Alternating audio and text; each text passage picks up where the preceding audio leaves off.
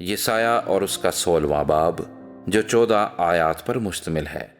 سلہ سے بیابان کی راہ، دختر سیون کے پہاڑ پر، ملک کے حاکم کے پاس برے بھیجو، کیونکہ ارنون کے گھاٹوں پر موآب کی بیٹیاں آوارہ پرندوں اور ان کے پراگندہ بچوں کی مانند ہوں گی۔ صلاح دو، انصاف کرو، اپنا سایہ دوپہر کو رات کی مانند بناؤ، جلا وطنوں کو پناہ دو، فراریوں کو حوالے نہ کرو، میرے جلا وطن تیرے ساتھ رہیں۔ تو موآب کو غارت گروں سے چھپا لے، کیونکہ ستمگر موقوف ہوں گے اور غارت گری تمام ہو جائے گی، اور سب ظالم ملک سے فنا ہوں گے۔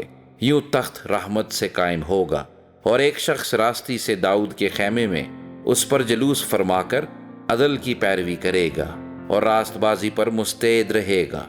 ہم نے موآب کے گھمنڈ کی بابت سنا ہے کہ وہ بڑا گھمنڈی ہے، اس کا تکبر اور گھمنڈ اور قہر بھی سنا ہے، اس کی شیخی ہیچ ہے۔ سو موآب واویلا کرے گا، موآب کے لیے ہر ایک واویلا کرے گا۔ کیر حراست کی کشمش کی ٹکیوں پر تم سخت تباہ حالی میں ماتم کرو گے، کیونکہ حسبون کے کھیت سوکھ گئے۔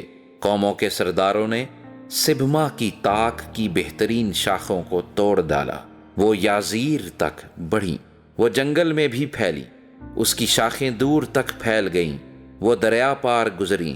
پس میں یازیر کے آہو نالے سے سبما کی تاک کے لیے جاری کروں گا۔ اے حسبون، اے علی الا، میں تجھے اپنے آنسوؤں سے تر کر دوں گا، کیونکہ تیرے ایام گرمی کے میووں اور غلے کی فصل کو غوغائی جنگ نے آ لیا، اور شادمانی چھین لی گئی، اور ہرے بھرے کھیتوں کی خوشی جاتی رہی، اور تاکستانوں میں گانا اور للکارنا بند ہو جائے گا۔ پامال کرنے والے انگوروں کو پھر حوضوں میں پامال نہ کریں گے۔ میں نے انگور کی فصل کے غوغا کو موقوف کر دیا، اس لیے میرا اندرون موآب پر اور میرا دل کیر حارس پر بربت کی مانند فغان خیز ہے۔ اور یوں ہوگا کہ جب موآب حاضر ہو اور اونچے مقام پر اپنے آپ کو تھکائے، بلکہ اپنے معبد میں جا کر دعا کرے، تو اسے کچھ فائدہ نہ ہوگا۔ یہ وہ کلام ہے جو خداوند نے موآب کے حق میں زمانہ ماضی میں فرمایا تھا۔